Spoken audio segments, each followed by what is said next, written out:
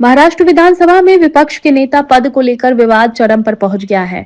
नागपुर में चल रहे विधानमंडल के शीतकालीन सत्र में इसको लेकर सियासत तेज कर दी गई।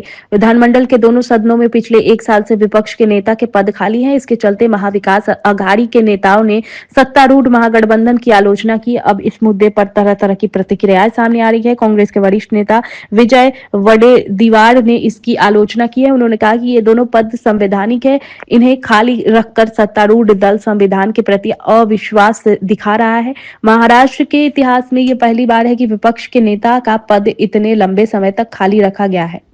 त्याला लोकशाही कुठे मान्य आहे? लोकशाही मान्य असती तर आतापर्यंत निर्णय घेतला असता।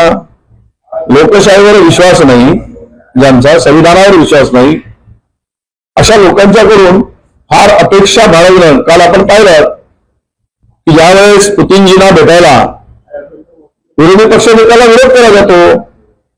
आजपर्यंतच्या इतिहासामध्ये कधी असा विरोध झालेला नव्हता, तो सगळ्यांनी पाहिला। त्यामुळे विरोधी पक्षाची भीती वाटावी हेच भीती वाटते, त्यामुळे त्यांना विरोधी पक्ष नेता करत नाही, कारण केलेली पापं उघडी पडू नये ती झाकली राहावी म्हणूनच सरकारचा हा प्रयत्न सातत्याने असतो। पक्ष नेत्यांचा निर्णय हा सर्वस्वी माननीय अध्यक्ष महोदय आणि माननीय सभापती महोदयांच्या अखत्यारीत आहे। त्यामुळे त्या संदर्भात जो निर्णय माननीय अध्यक्ष महोदय माननीय सभापती महोदय घेतील तो निर्णय आम्हाला मान्य असेल।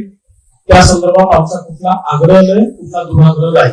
खरं म्हणजे मुळातच मला असं वाटतं की आत्ताचा विरोधी पक्ष हा दिशाहीन आहे, मुद्दे देखील नाही आणि मुद्दे रेटून देण्याकरता त्या ठिकाणी जे करावं लागतं ते करण्याची इच्छाशक्ती देखील विरोधी पक्षामध्ये दिसत नाही। आणि म्हणून हे अधिवेशन आम्ही चांगल्या पद्धतीने पार पाडून जेवढे कामकाजाचे दिवस आहे, आपल्याला कल्पना आहे की नागपूरच्या अधिवेशनामध्ये शेवटी आम्ही जे कामकाज करतो ते दुप्पट करतो, कारण नागपूरचं अधिवेशन हे सकाळी लवकर सुरू होतं, रात्री उशिरापर्यंत चालतं।